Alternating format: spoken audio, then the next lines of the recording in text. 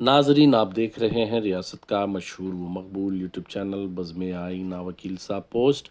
सैयद कुदरतुल्लाह कादरी वकील साहब एक बार फिर करनूल की इंतहाई ज़रूरी अहम खबर के साथ आपके रूबरू हाजिर है। खबर ये है कि आज बैंक वालों की जानिब से पुरज़ोर एहतजाज किया गया और एहतजाज की सूरत में तमाम बैंक्स बंद रहे। इस मौके पर तमाम बैंक वालों ने एसबीआई मेन ब्रांच के पास जमा होकर एहतजाजी मुजाहरा किया।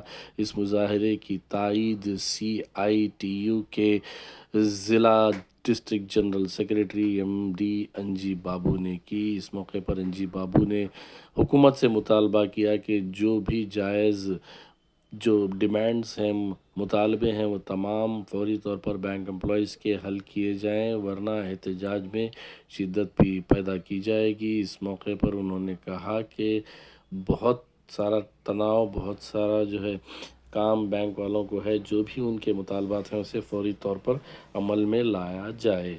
इस मौके पर SBI के पास बहुत सारे बैंक एम्प्लॉइज़ जमा रहे और उनके मुतालबात को हल करने का मुतालबा किया। इस मौके पर CITU के ज़िला सदर PS Radha Krishna, GIC employees union के रियासती कायद Raghu Babu, LIC employees union के ज़िला secretary Sunia Kumar, LIC union leader Ramesh, BSNL employees union secretary Ram Raju, Andhra Pragathi Grama bank employees association secretary Hanumanth Reddy, CITU old city secretary Vijay, CITU new city president Nagesh, CITU new city committee secretary Mohammed Rafi और दीगर ने इस एहतजाज का, इस मुजाहरे की पुरज़ोर तायीद की। आप देखिए ये खुसूसी रिपोर्ट। सैयद कुदरतुल्लाह कादरी वकील साहब को दीजिए इजाज़त।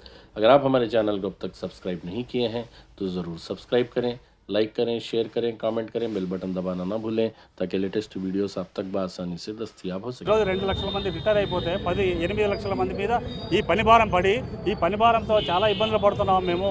మాకు ఖచ్చితంగా ఈ 5 రోజులు అనేది పెడితే మాకు బాగుంటుంది అని చెప్పి మేము అడగడం జరిగింది గవర్నమెంట్ ఆఫ్ ఇండియా. దానికి వాళ్ళు యాక్సెప్ట్ చేశారు. మీ మీ డిమాండ్ చాలా ఖచ్చితంగా మంచిదే, మేము డిమాండ్ తీరుస్తాము అని చెప్పి ఒకవైపున చెప్తూ ఉన్నారు. కానీ తర్వాత వాళ్ళు డిమాండ్ అనేది తీర్చకుండా ఇంతకాలం కాలయాపన చేశారు.